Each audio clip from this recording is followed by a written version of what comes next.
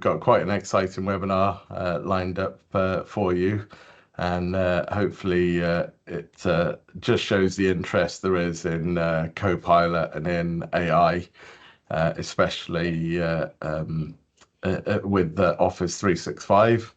And hopefully today, Monica is going to be sharing some really great insights with you all as well. This is our last webinar of 2024, but we've got a few already in the diary for 2025. So on the 9th of January, we'll be showing, or actually Llama from Touchdown will be showing their marketing platform, which is a combination of the functionality of MailChimp, Lead Pages, and Eventbrite, all in one product that sits within Power Platform within your Office 365 environment. Really useful for anyone who's looking to do marketing from out to their customers. And then also linked to that, the following Thursday, we've got a webinar about Imperium CRM, simple CRM system, which also works on Power Platform. So if you're looking for an entry CRM system that you can use to keep all your customer information in one place, manage opportunities, customer orders, and even customer service, then that will be another demo well worth coming along to. And the great thing is the two products, because they both sit on Power Platform, work together. So you can do all your marketing, and then as your leads turn into opportunities, you can then manage them in the Imperium system. No data synchronization required because they're sharing the same Power Platform database. So come along to those, register. We'll send the links out in the sign up in the follow-up email anyway. So that said, without any further ado, I'll hand over to Monica from Illuminate Learning, who's going to share some fascinating information on Microsoft 365 Copilot. I'll get my words out. Monica, over to you. Fabulous. Thank you, Adrian. I know it's Thursday. It's like I've used up all my words as well. It feels like sometimes when I try to speak, it's like they're all done. So thank you so much to everyone for joining us this morning. I hope you have your cup of tea or coffee, whatever you prefer. And as Adrian mentioned, yeah, we're just going to go into and talk about Microsoft 365 Copilot today. So just a little bit of my background. So I come from a Microsoft background, so it actually ties in really nicely because I was there when the Copilot was launched with Microsoft. So it was an interesting transition to see. So yeah, I've been in tech for the last 15 years in different sectors, different products.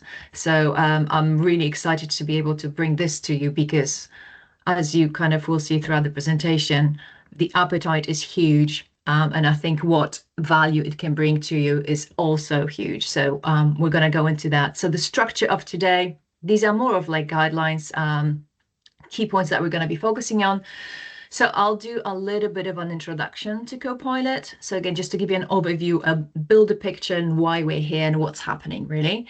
We'll talk about the AI opportunity.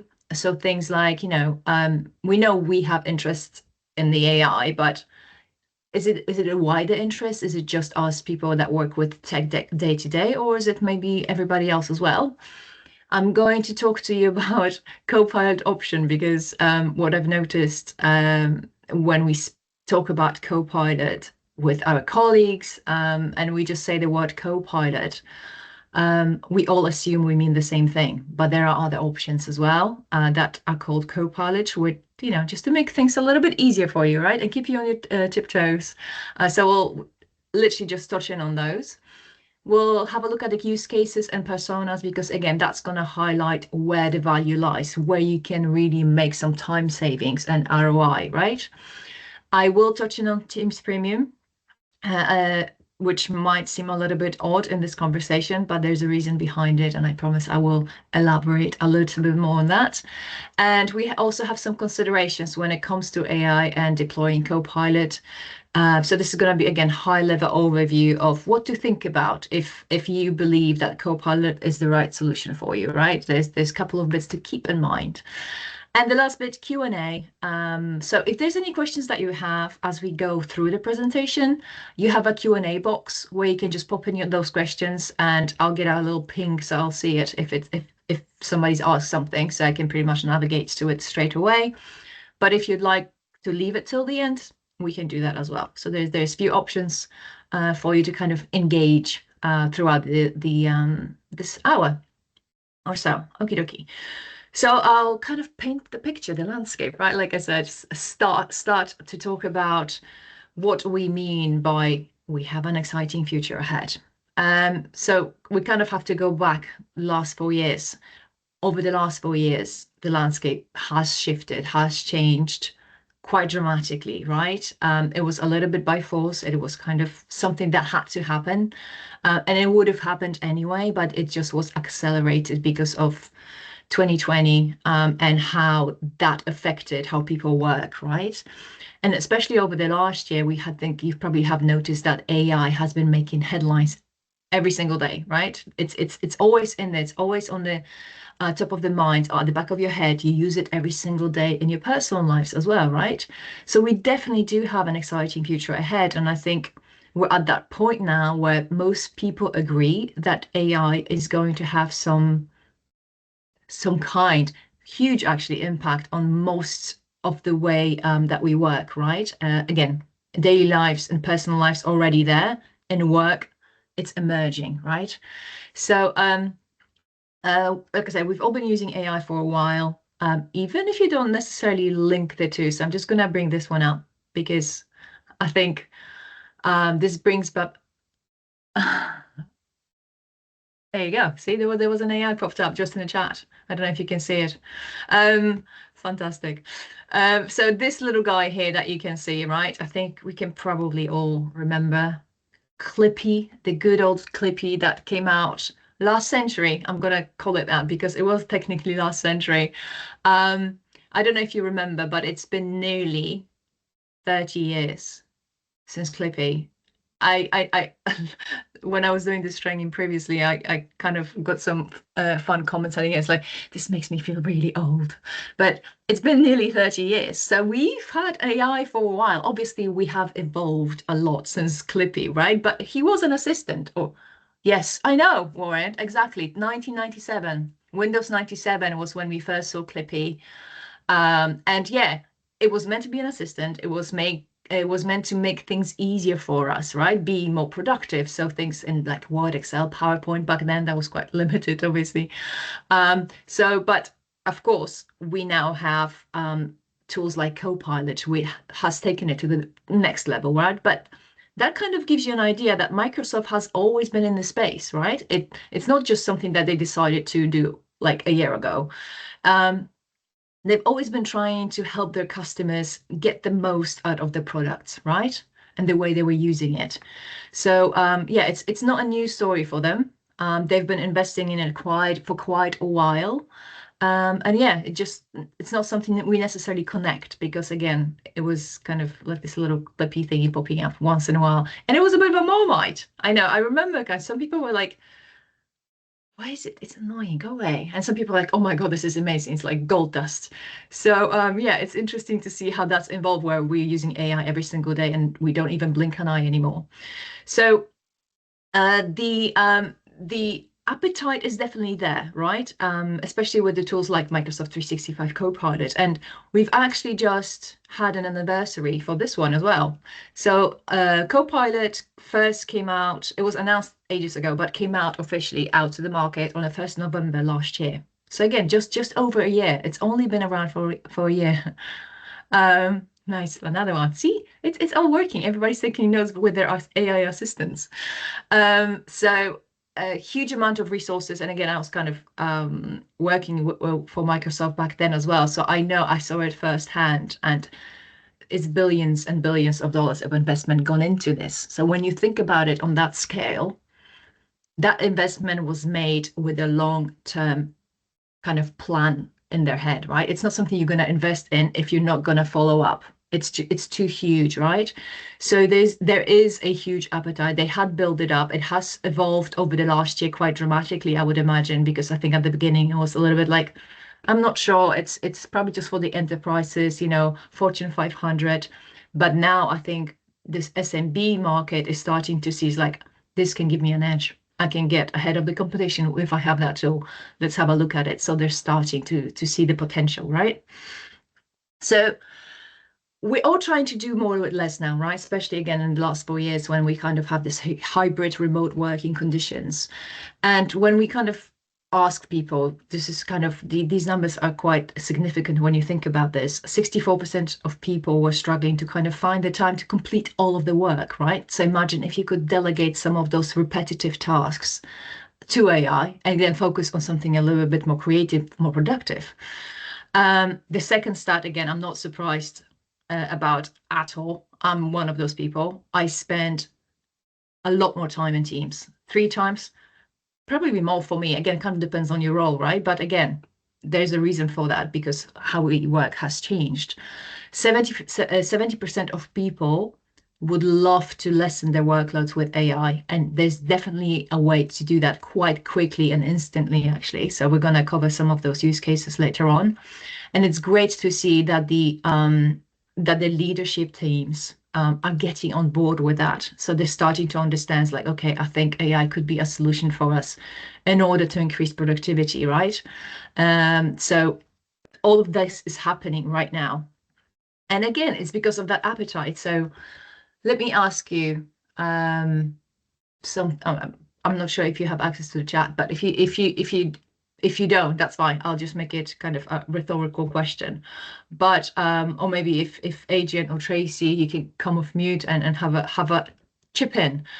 How long do you think it took Facebook to get 100 million users? Just a guess, if you had to. 10 years? 10 years, okay. All right, maybe 8. Let's go 8. I don't expect you to know unless you're Mark Zuckerberg, you know what I mean? But okay, so that's 10 years. So I've got next slide. I think is probably just going to put again 3 to 5 years, Warren. Okay, that's a very good guess, actually. That's you. Okay, good. I like it. Okay, I'm going to show you the next slide. Make sure you're sitting now. I'm just going to say that.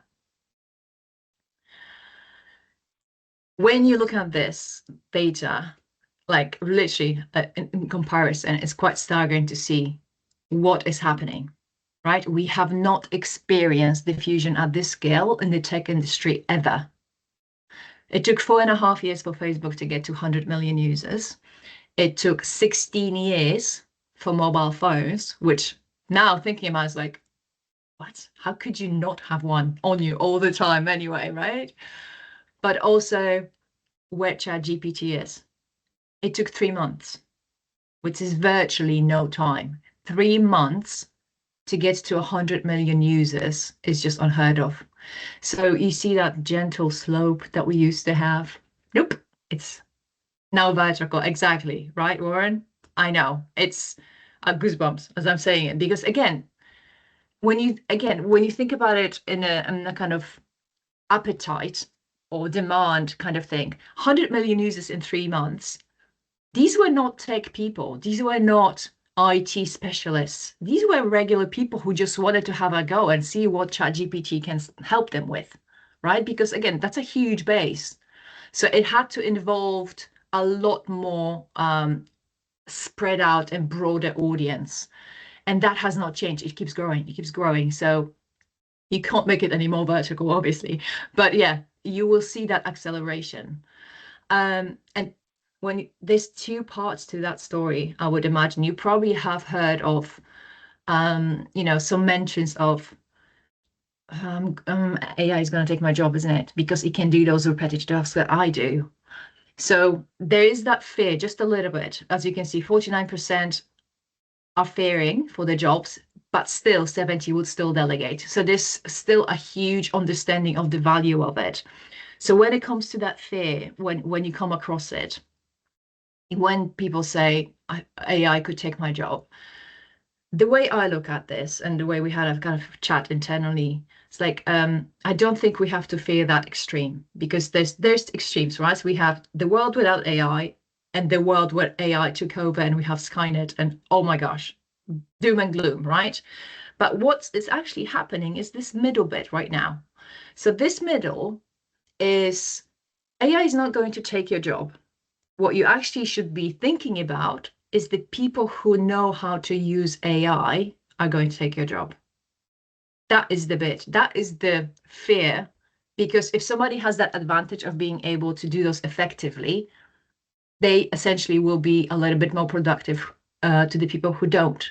So that's the fear. Don't worry about AI. AI is not going to take your job. It's not something that can replace a human. That is not the case. It's the people who know how to use it effectively could potentially be that threat. So again, just it's the middle bit that we're in. We're not at the beginning and we're not at the end of the movie scripts that we've seen in the past, basically. So again, something to keep in mind when you hear those come up, right? So when I said AI, is not going to take your job, I absolutely mean it. It's here to change your work for better, absolutely, but it is still your work. AI is not an autopilot and doesn't work on autopilot, right? AI as co-pilot, that's how you want to see it, basically. It's here to improve how you work, improve your productivity, creativity, skill, but it's never going to replace your job. You are you, and this is your work, basically. And again, leaderships understand that. It's not something that you have to kind of worry about at all. So how does Copilot change the work for the better? Again, I've got a few stats because, again, they're not insignificant. That's why I want to share with you. 77% of people say they spend less time searching for information. Huge, right? Because I do it all the time. Instead of having 20 tabs open, I can just ask for information and it comes to me. So it's a lot quicker to get results. Obviously, you have to verify and make sure that it's reliable, but that potentially can save you hours of work. Just that one thing, right? So you save time and energy. 87% of people say they preserve mental effort during repetitive tasks. There are some things that we do over and over again, but it still takes brain energy. If you can release that and get creative and use that energy for more innovative ideas, as is on the slide, you'd be much better off, right? Because again, AI, that's what it does. That's what it does. It replaces those repetitive tasks that don't require the human creativity to be involved. 88% people feel more productive. 74% of people say they can focus their efforts on more satisfying work. And that's exactly what we want you to do with your time. Your time is precious, and we don't want you to spend on things that can be taken off your hands, basically. It's like having an assistant, right? That does the work for you. So these are not small numbers. Delegating work to Copilot really makes all the difference, right? So it's not doing it for you, it's doing it with you. That's the way to look at this. So what does that really mean, right? Because there's a lot of buzzwords. So I'll just give you my examples. Your use cases will be different, right? But the way I use it, because obviously I do a lot of training, I create a lot of material. So for example, unleashing creativity for me looks like some of my trainings have like for the opening, they have icebreakers. A lot of the time I will create a quiz.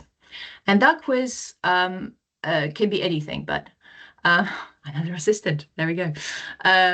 So in the past, I would just like, okay, what do I want to do? That would, take me ages to kind of come up with something. With AI, what I can do is basically just create me a quiz for this audience themed around 80s movies, because I love 80s movies. And I just saw a GIF with Back to the Future. It's like, yes, 80s movies. Fantastic. So you can create questions, answers, and also it can generate images. So AI generated images, copyright free, you can use it openly, right? And that takes minutes instead of me spending an hour every single time I do that. So that's just one way I use it. You will find your own use cases. Productivity, this will apply to all. As you can see now, it's a live example. Notes in meetings or in training, right? So when I'm in Teams meetings, which I am pretty much all the time, instead of focusing on taking notes and missing out on the actual information sometimes because it's hard to divide your attention, I can have AI do that for me. And I can just focus on that active listening, picking out the gold nuggets and building that relationship with the person on the other side, right? And AI takes the notes. I can then take those notes and use them when I need to. So notes in meetings will save you tons of time. And that's probably one of those things that you want to be looking at when it comes to AI. Up-leveling skills. Things change all the time. I need to be updated with the newest releases, newest products. Again, I would just go and ask. Copilot can help, right? What is it? How does it get used? How does it work? I want to know inside and out just to make sure I have understanding of it. So it's like I have that buddy. I can ask a question and I can get an answer, right? So there's huge applications anywhere you go, right? Something again, another quiz question. This keyboard, right? It looks like a normal layout that we have, right? So if you have a look at, I'm going to use the laser pointer, which I am really bad at. There you go. This button there, right? Windows button. Windows key, sorry. I call it a button. It's a key, technically. It was introduced to a keyboard. It wasn't there to begin with. It was something that was added. And again, I'm going to take you back in time because if you want to gather a guess, please do. Warren, I know you're really good at these. Just pop it in the chat if you want to. It was introduced again last century, so it's been a while. I'm not gonna lie. It's a little bit older than Clippy, so there's a hint. I know, Adrian. I can see you thinking when, because it feels like it's always been there, right? Because that's it, right? Okay. I want to say 97. As well. Okay. So very close. It's 94, guys. 1994, Windows key was introduced to kind of unlock this direct path to multitasking and productivity, right? So it's actually been 30 years for that key specifically. And now this year, another change has happened, right? This year, we have introduced this key. So when you think about this, these are not insignificant changes, right? You don't just change a keyboard layout for the sake of changing the keyboard layout. This is your sign. Copilot AI is here to stay, right? It's going to be integral part of your everyday work. They've created a button for it, just like they did with Windows. So this is where we're seeing it going. You know, it's going to make your life easier. This is unlocking your, again, AI capability and help and body and productivity, if that's what you want to call it. So, but again, there was a big gap between Windows key and the Copilot key, right? So 30 years, it took 30 years for something this significant to come to the market, for them to alter keyboards. So yeah, so this is your direct path to Copilot AI. Daily routine from now on, basically. That's what they're saying. This is what's going to happen. So Copilot, right? It's again another word that gets thrown around quite a lot. So I just want to make sure that we are clear on what it is, because we're focusing on Microsoft 365 Copilot today, right? Which is awesome because it links to your productivity apps, right? Like Word, Excel, PowerPoint, Outlook, Teams, and that's where most of us spend a lot of our time.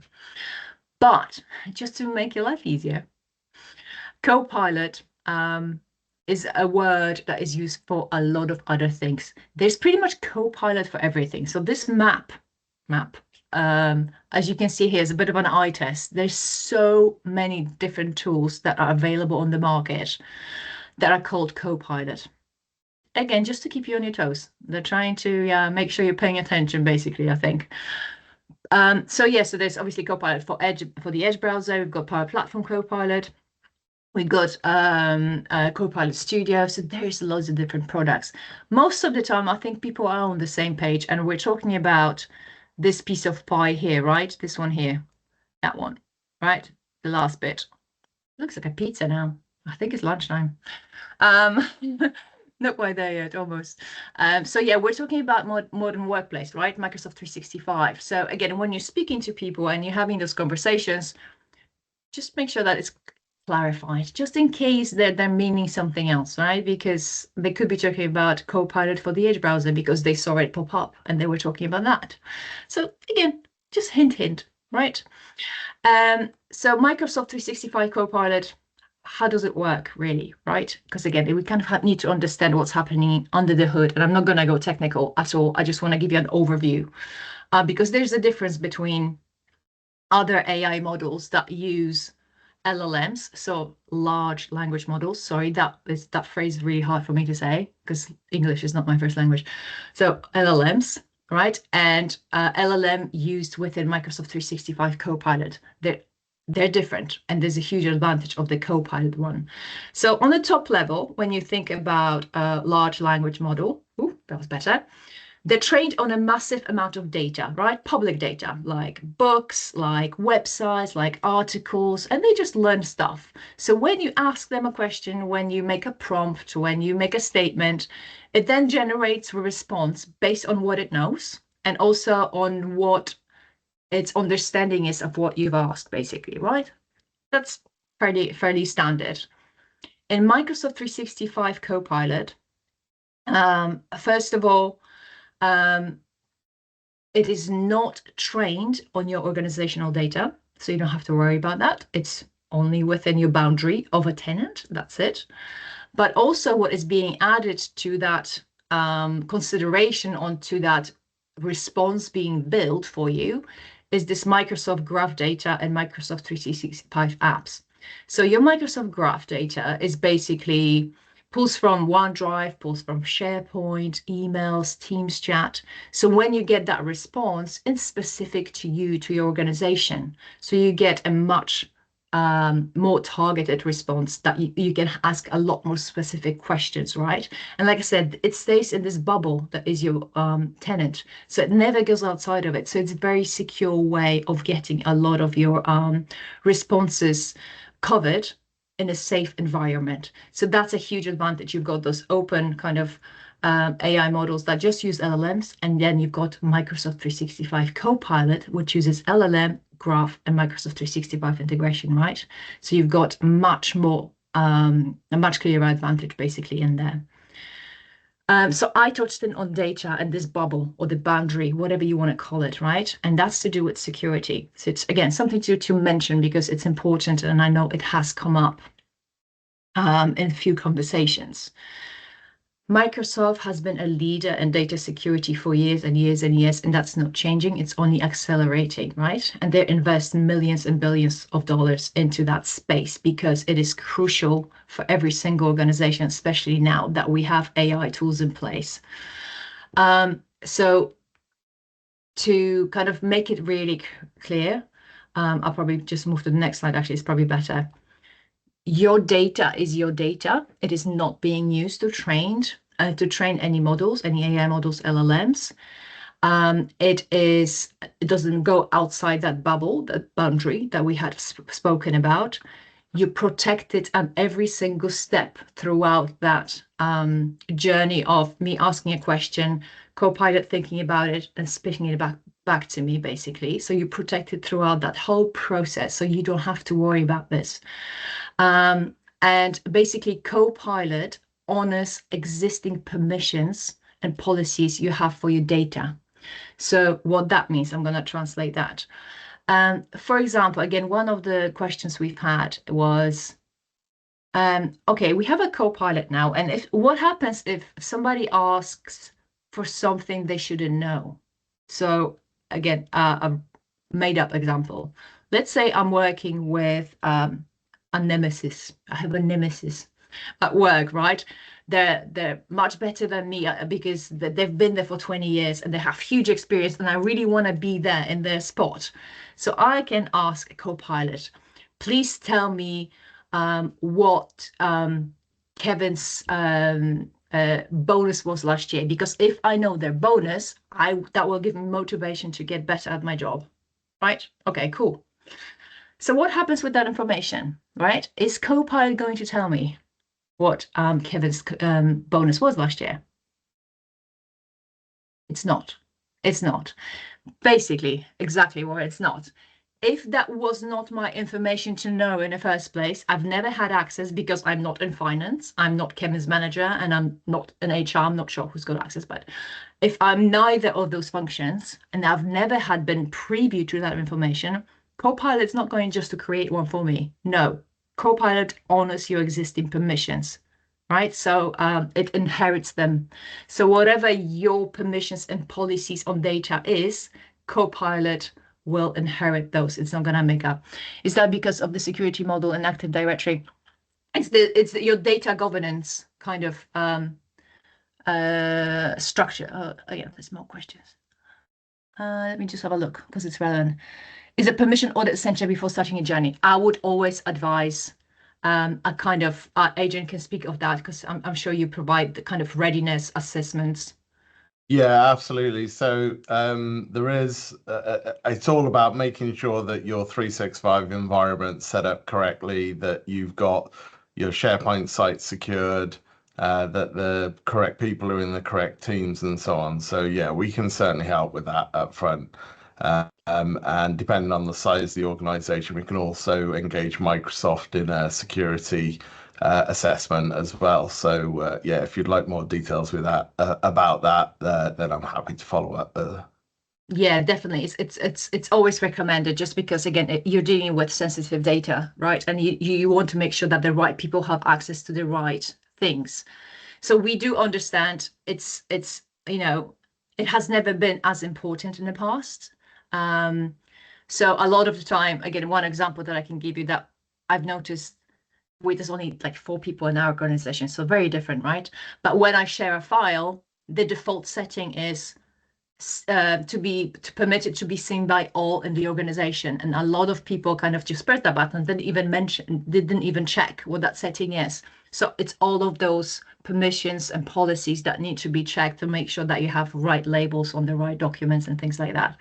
But again, like Adrian said, there's tools to help you with that, to do the discovery and see what state you're in. So there's a new feature that was or new service that was released quite recently, which is called restricted SharePoint search.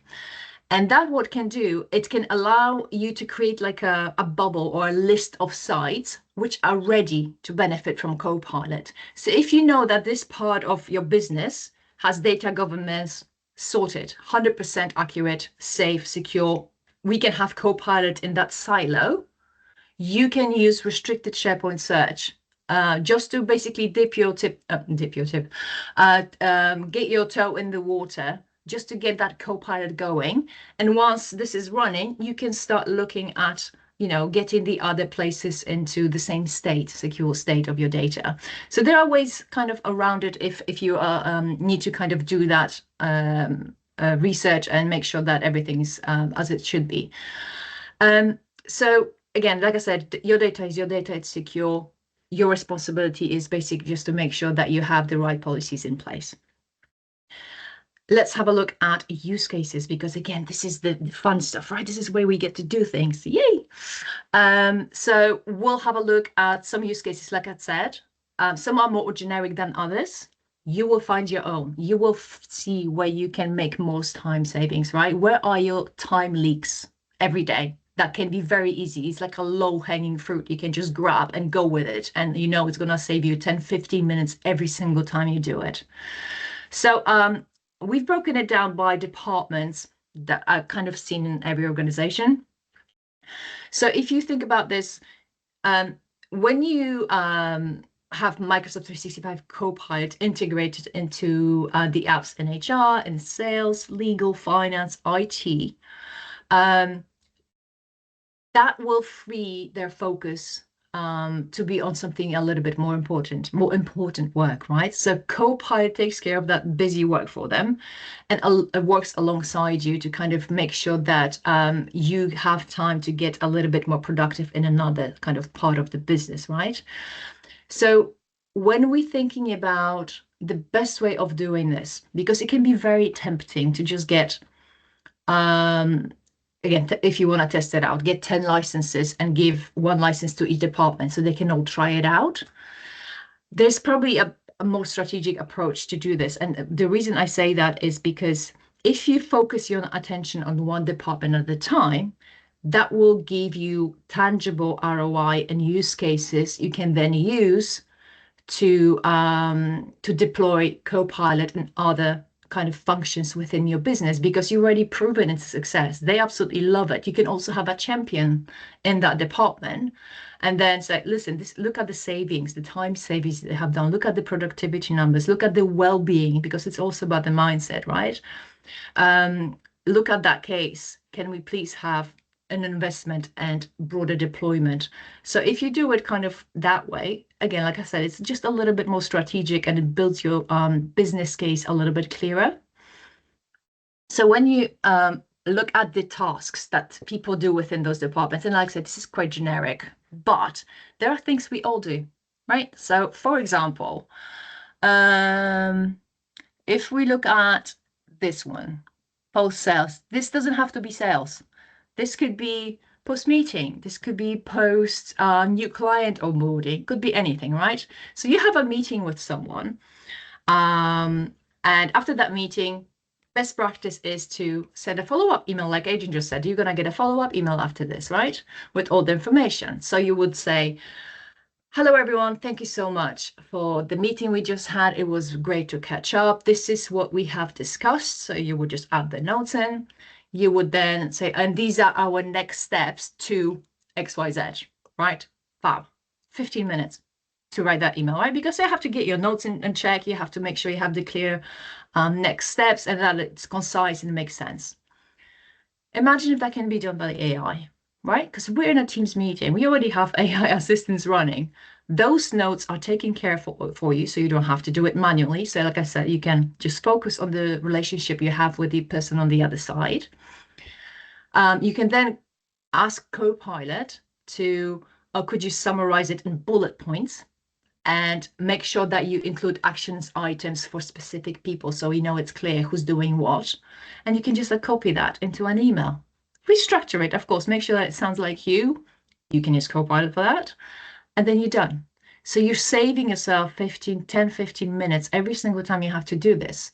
So if you have 5 meetings a day, which I do most of the days, that's potentially 70, 90 minutes every single day that Copilot just could do that work for me. Not only that, like I said, this one-to-one connection is growing in a much greater rate than it would be when I had to take notes. You guys are seeing the top of my head, and we're not getting that one-to-one eye contact, which is really important, right, with your customers. So 70, 90 minutes a day times 5, if you work 5 days a week, that's like okay, my math's not in there today. 7 to 8 hours a week that you're saving just on that one task being taken by AI. That's a day of work. Just that. That's your ROI. That's your use case. So when you're thinking about creating that pilot to build a business case, think about departments that will make most sense, that have that low-hanging fruit, and just use them and explain to them what you're trying to achieve and build those use cases with them so they have kind of a preview of what can be done and they can just hit the ground running. So that's kind of just my advice on that, because it can be quite difficult to think, oh, where am I going to start? I don't really know it. There's so much to it. So yeah, start with one thing at a time. Don't try to do too much, because otherwise, like I said, it can be a little bit spread too thinly. So let's have a look at the demos, because of this exciting stuff, right?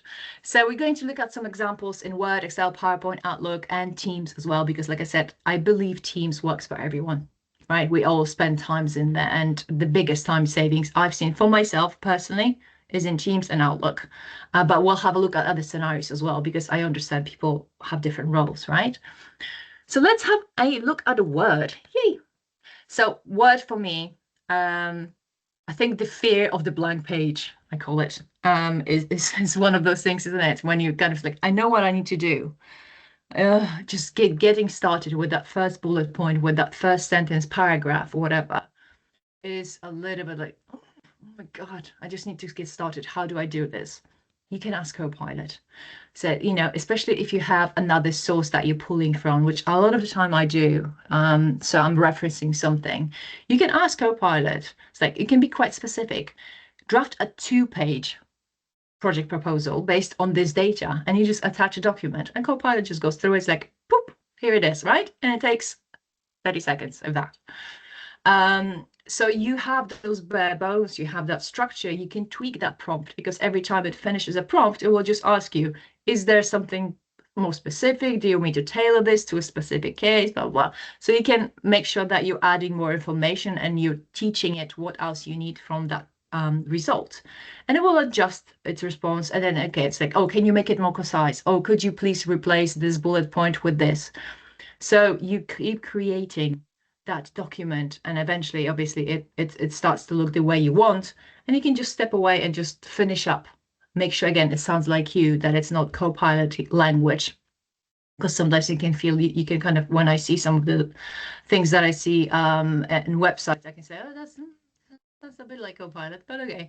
But again, I work with Copilot quite a lot, so I can probably pick that up. But you want to use your tone, right? You want to make sure that people feel comfortable what they're reading. It's like, oh yeah, that's definitely what Monica would write. So there's a lot of things you can do in Word that will save you kind of a lot of time. You can summarize. Summarizing longer documents is such a time save, especially if you have 10, 20, 50, 60 pages.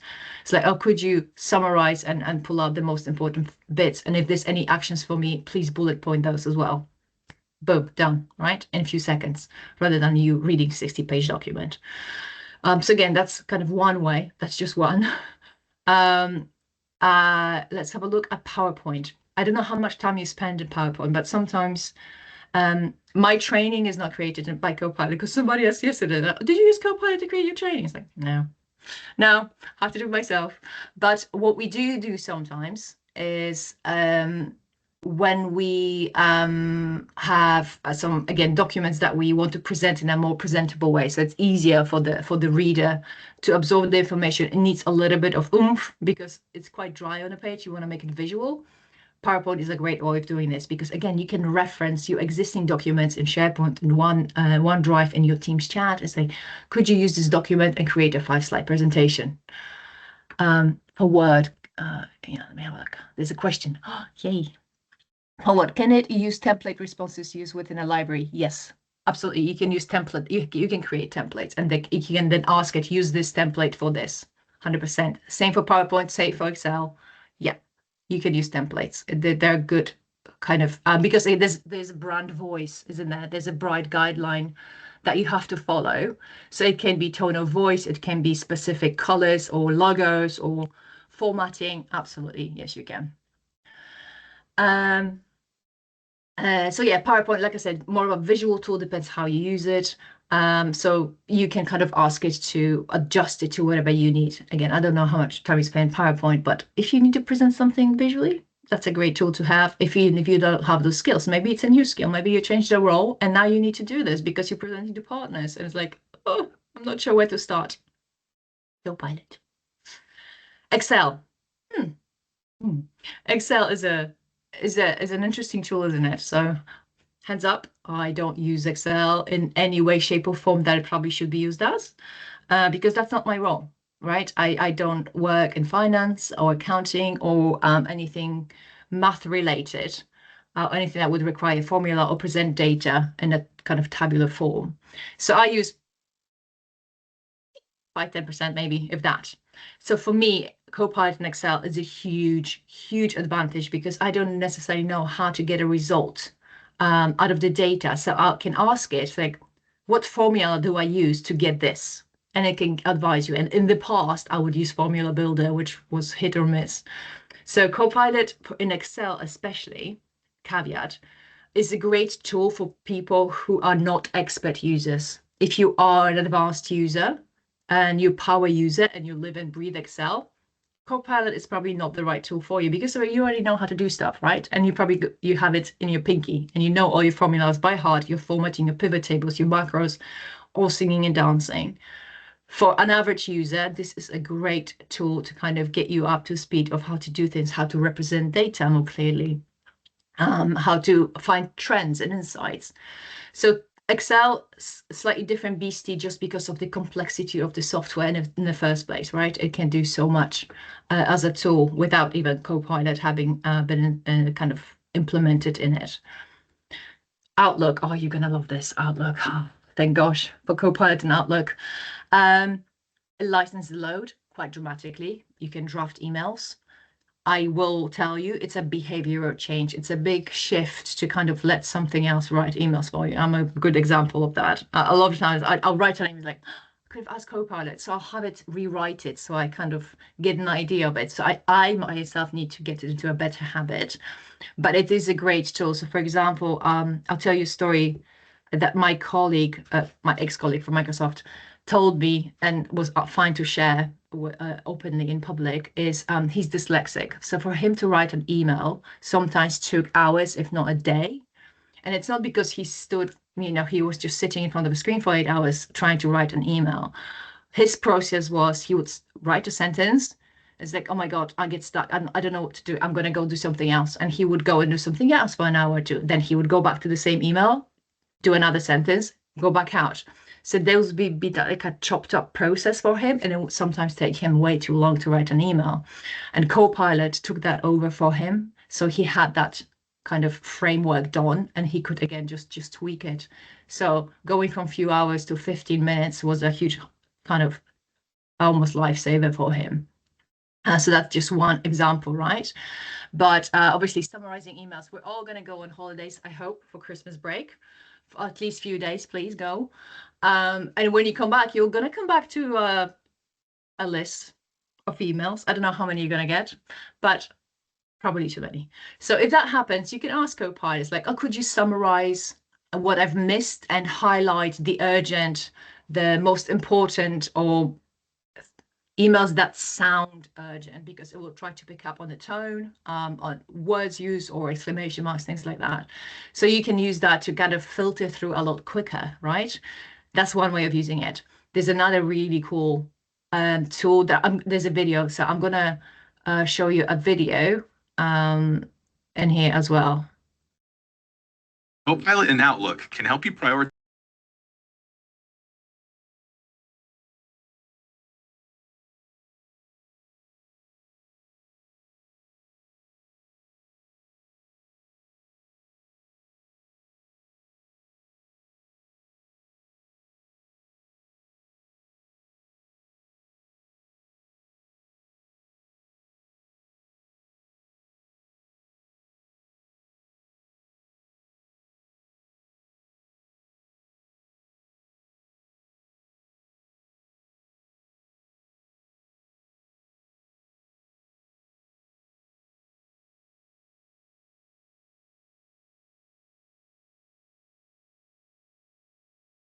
So yeah, you can literally be in two places at the same time, which is probably not recommended, because we don't want to then find ourselves with hours and hours of meetings being recorded and people expecting us to watch it, because it can get quite a lot, right? But again, if it's crucial that they were just scheduled at the same time and you do have to be in both because you're in both project teams, for example, then you can choose to opt in for follow instead of declining it, I suppose.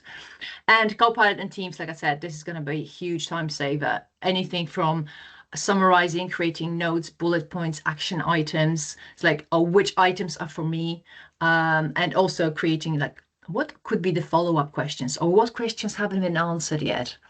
So it can get a little bit more creative in there. There's other things like it can translate content live. Again, so if you're speaking to someone whose English is not their first language, you can have a conversation in 2 different languages and you wouldn't even know. So there's a lot of really powerful tools in Teams. But like I said, I think when it comes to meetings and notes and summary, it's probably one of the ones that I've seen the most. So where do you start? There's 10 tips and 10 things you can start just like that. No skills required, no prompt skills required. You can just ask it, recap a meeting, summarize an email thread, draft an email that you will see an instant results from, right? So you have that list to kind of get going. So start 1 or 2 a day. You don't have to do everything at the same time, right? Start one thing a day. Just get in the habit of recapping a meeting. Get in the habit of switching on that Copilot button every time you're in Teams, right? Because Even I forget sometimes. I'm talking to them. Oh no, CoPilot, and you switch it on. So again, it's a change management piece as well as it is technological, right?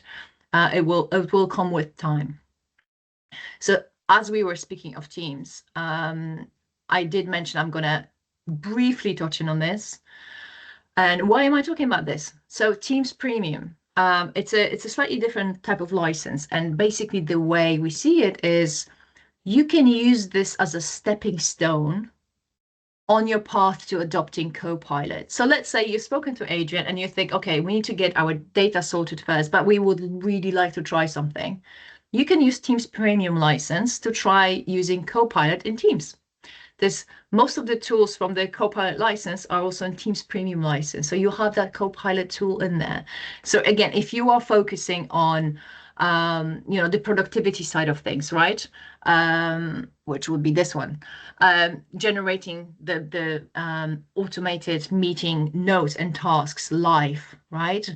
Making sure that you know exactly what your actions are because it calls it out. So if you're watching a recap of a meeting, it's structured into chapters. So again, if you don't have to listen to the beginning, just skip it, right? And like I said, I mentioned in the beginning, you can reduce language barriers. So if some of your clients are in a different country or they're more comfortable with a different language because they want to make sure that they're getting the information as accurately as possible, you can do that live with them. So like I said, English is my first language. So if I wanted to speak to someone in Sweden or Germany or Iceland, and they didn't know English, we could be having a conversation just like that, just through this license, right? So there's really, really clever tools in there. If you want to try a Copilot type of activities without actually having Copilot yet, because you're in the stages of making sure your data governance is on point. Okie dokie, last bit, I promise. Considerations. So there's a couple of bits to keep in mind. Like I said, Copilot, especially around your data, we just want to make sure that it's in the right state, right? But so if you think about it that way, there's a bigger picture to Copilot, right? There's no point getting just AI for the sake of AI because, again, with that change management piece, with that communication from the leadership team, it may not get the adoption that you want. And you want to make sure that you get your ROI at the end of the day, right? We want to make sure that people actually are being more productive, that they're getting more time back, that they're feeling better because they have extra 15 minutes, half an hour to actually go for a walk or grab a cup of coffee or chat with a colleague.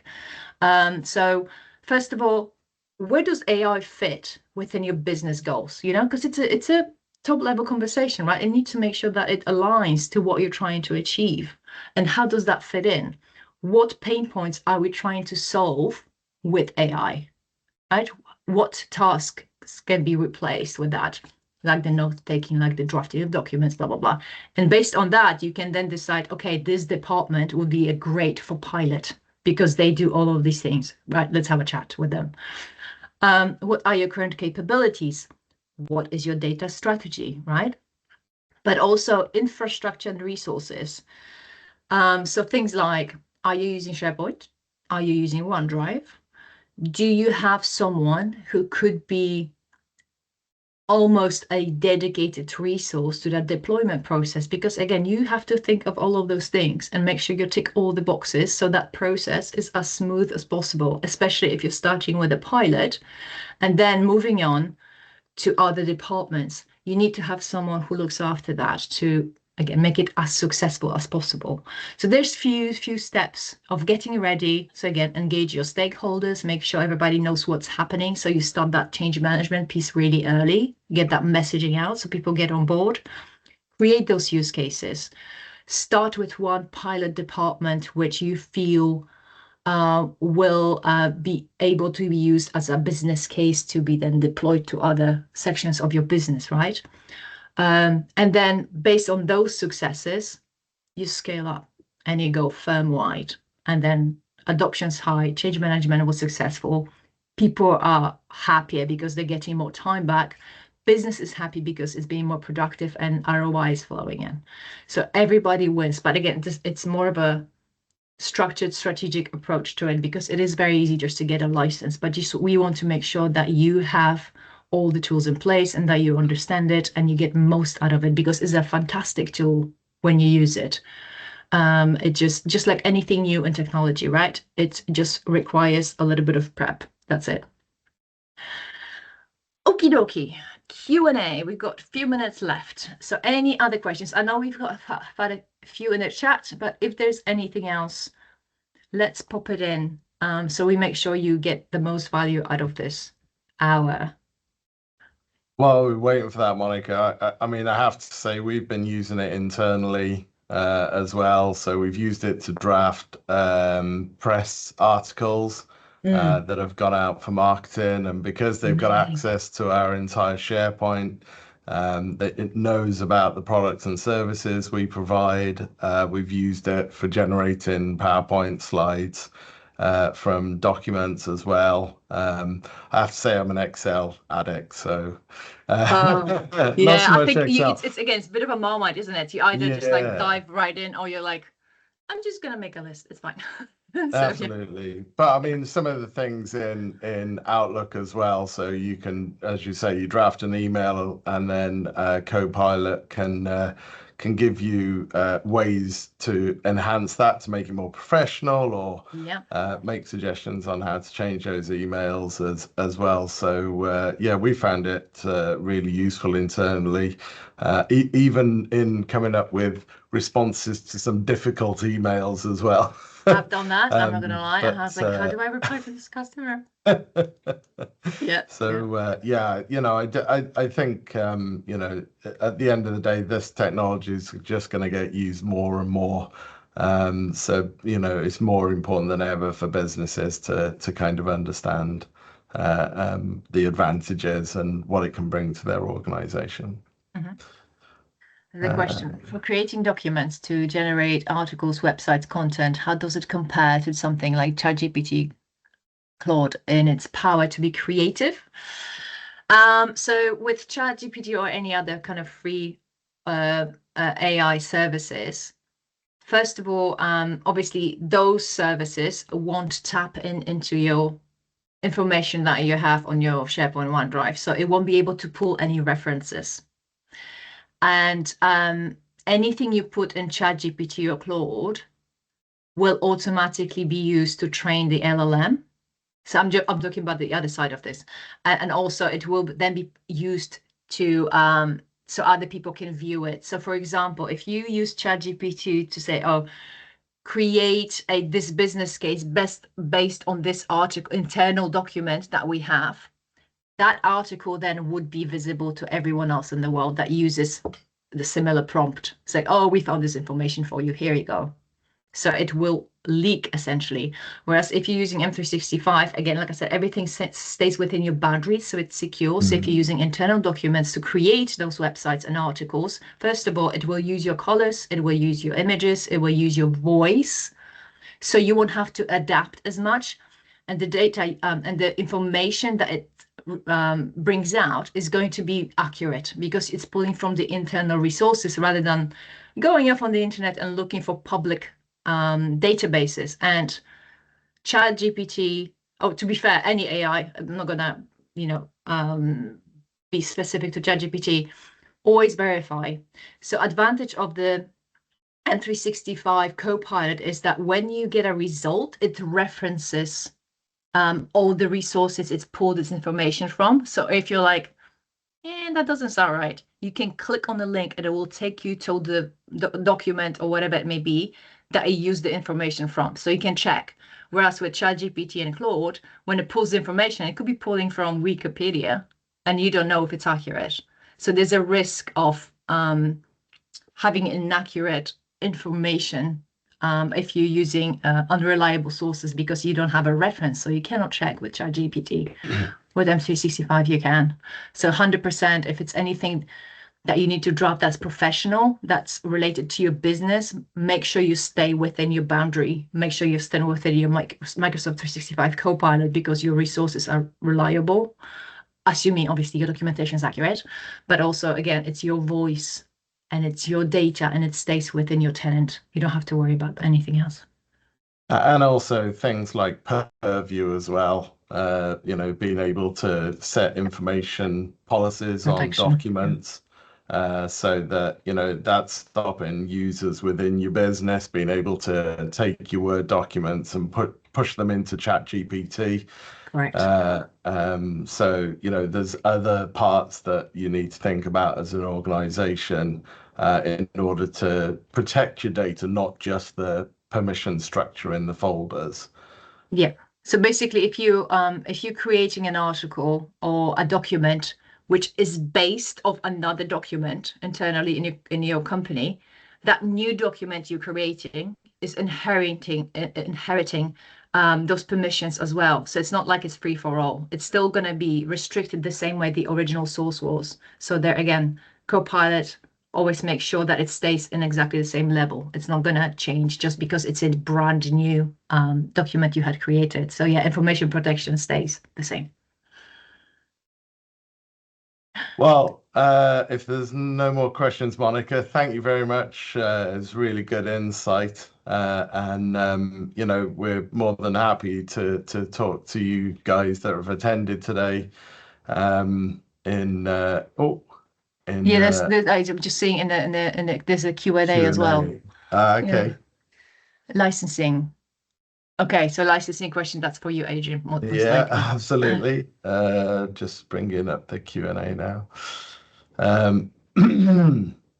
So with the licensing, so Microsoft have just announced starting, I believe, the 2nd of December, that Copilot will be licensed on. Previously, you had to pay for the whole annual subscription when you turned it on. And they've changed that now, so it's a per month subscription. I'm just seeing if I've got the annual subscription was £296.40 per user per year, which works out at £24.70 a month, I believe. Mm-hmm. So as I say, within the next week or so, I'll be able to release the pricing on that from a monthly point of view. Yeah. But you'll be able to as I say, we can talk about that offline if you'd like to go into some more detail, Lee. That's no problem. But it works the same way. So you don't have to enable it for the whole organization. You can enable it for users as departments are ready to use that. There was another question from Simon. I've heard ChatGPT doing similar things. Microsoft partly owns ChatGPT. So what is the difference between both? So I think we kind of answered that with the previous one. Yes, definitely data protection is one of the things. That's a huge things to keep in mind when you're asking AI something, where you're doing it, if it's within your Microsoft 365 Copilot, if you're going off into the public space. Fabulous, great, I'm happy for you. Second part of the question, if you use Copilot to make a summary of the recording, you save that summary in your client project file, how much does it take? The whole recording is a lot, yeah. Or is it easy to just automatically save the summary? One of our concerns with the overall move to saving. So those recordings expire. Oh, sorry. Go ahead. That's exactly what I was going to say. Yeah, go ahead. Great minds. You go. Yeah, so the recordings expire within, so they'll sit within your Microsoft Stream, within your Office 365. And then I believe it's 30 or 60 days. 60 or 30 days. Yeah, you can change that as well. So it can be quicker if you need more space. Yeah. And then you receive an email to say that the recording's due to expire. If you don't do anything, then it will quietly disappear. And but you've got an option there to extend it as well. So, but yeah, ultimately you're right to pick that up. At the end of the day, storage isn't free, and it will be far easier to keep a copy of the summary than the entire recording of a meeting. Absolutely. Yeah, absolutely. If you don't need the whole thing, just get rid of it as soon as you can to release the storage for something else. Yeah, the storage is actually within Stream, which I believe is separate to your SharePoint, but I'll confirm that anyway, Simon, how that storage quota works anyway. that's no problem. We'll follow up with that. Fabulous. There's some more. Set correct retention policy. Yeah, and retention policies don't just apply to Stream. It applies to all the documents that you've got in SharePoint. So, if you, again, if this could be a good time, as well as looking at permissions, to also look at your document management strategy. And again, setting up the correct profiles depending on the types of document that you're creating and how long you want to keep them for and what you want to happen to them when they reach the end of their retention period, or using a record center kind of environment can help you as well with that. Well, thank you everyone for coming. As I say, we've got those other 2 webinars coming up, and we'll send all the links out and a copy to the recording as well. So thank you very much for your time. Hopefully you've picked up some useful information. Thank you again to Monica for that insight. And we look forward to, hope everyone has a great Christmas. If we don't speak to you before. And yeah, we'll look forward to picking this back up in the new year. Fabulous. Have a great Thank day, you so everyone. much. Thank you. Thank you. Bye. Thanks. Bye. Bye.